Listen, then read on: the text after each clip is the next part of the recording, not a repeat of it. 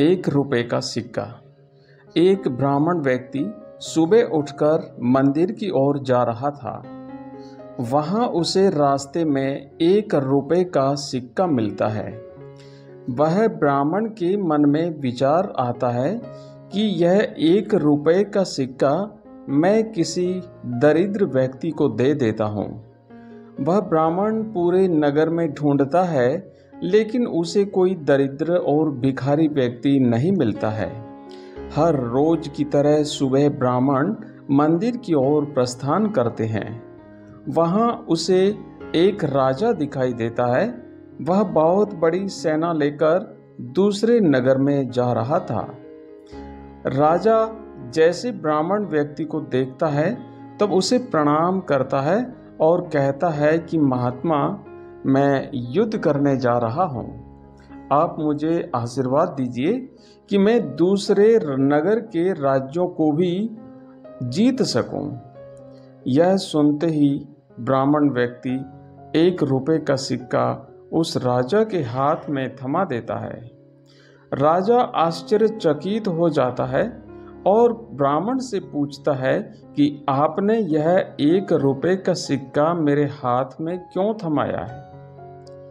तब ब्राह्मण व्यक्ति उत्तर देते हुए कहते हैं कि मैं कई दिनों से कोई दरिद्र व्यक्ति या गरीब व्यक्ति को ढूंढ रहा हूं जिसे मैं यह ₹1 का सिक्का दे सकूं। पूरे नगर में मुझे ऐसा कोई भी दरिद्र व्यक्ति और भिखारी व्यक्ति नहीं मिला जिसे मैं यह ₹1 का सिक्का दे सकूं। सिर्फ और सिर्फ आप ही मुझे ऐसे दरिद्र व्यक्ति मिले हैं जिनके पास सब कुछ होते हुए भी कुछ नहीं है और जिसकी अपेक्षा हमेशा अधिक से अधिक पाने की रहती है।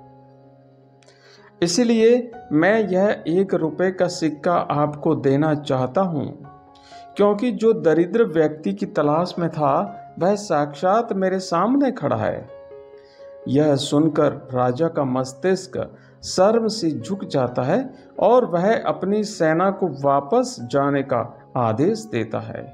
मित्रों, इस कहानी से हमें यह शिक्षा मिलती है कि इंसान को कुछ पाने की जिद होनी चाहिए।